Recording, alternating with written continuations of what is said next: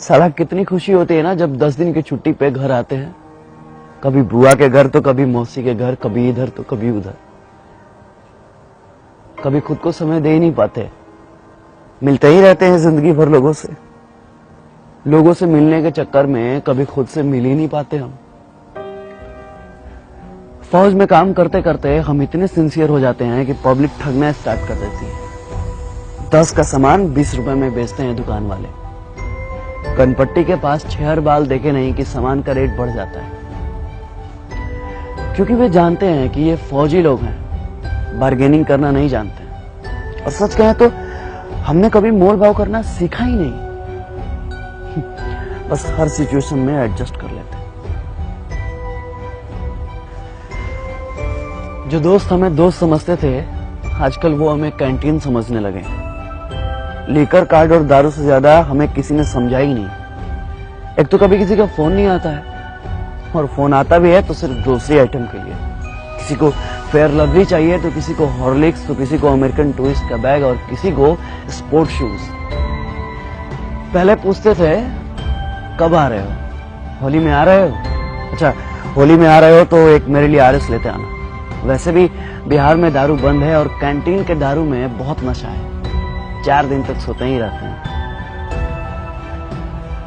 अभी घर पे 4 दिन ठीक से पहुंचे हुए होता नहीं है कि जनता सवाल पूछना शुरू कर देती है।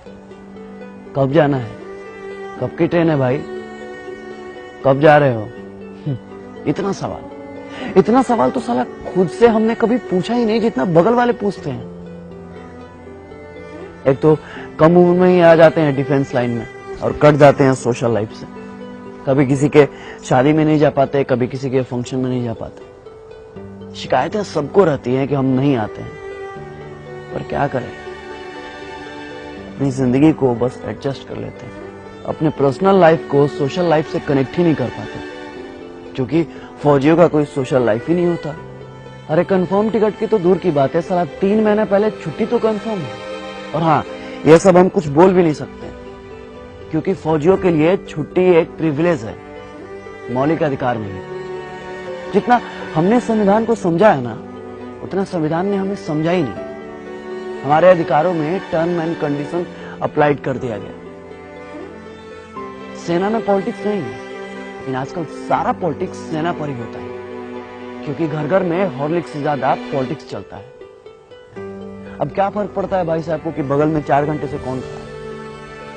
जब कंफर्म सीट नहीं मिलता ना साहब, तो बाथरूम के बगल में कहीं भी सो जाते हैं। कहीं भी मतलब कहीं भी। ऐसा तो हमने कई बार अपने कंफर्म सीट पे लोगों को जगह दी है, अपने साइड लोअर को मिडिल अपर सेक्शन भी किया। कई बार तो हम खड़े भी हो जाते हैं, मगर दिमाग नहीं लगाते, जज्बात को समझते हैं।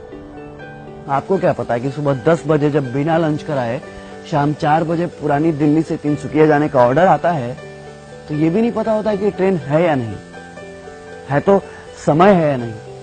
बस हाथ में वारंट का एक हर्रा पन्ना होता है जिसमें फ्रॉम और टू लिखा होता है। ये नहीं लिखा होता है कि किस ट्रेन से जाना है और ये रहा आपका कंफर्म सीट नंबर। बस चल देते हैं जय हिंद बोल के। हम आपसे आपका सीट नहीं मांगते, थोड़ी सी कोऑपरेशन मांगते हैं, थोड़ी सी उम्मीद मांगते हैं, बस थोड़ी सी दिल में जगह मांगते हैं, फौजी समझकर। क्योंकि फौजियों के लिए तो सारा मुल्क अपना है। ये थोड़ी सी सिंपैथी ना किसी एलोपैथी से ज्यादा काम करती है साहब।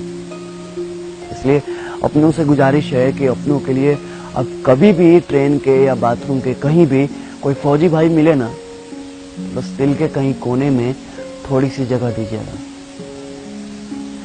जय हिंद, जय Bharat. If I die in a war zone, box me up and send me home. Put my medals on my chest till my mom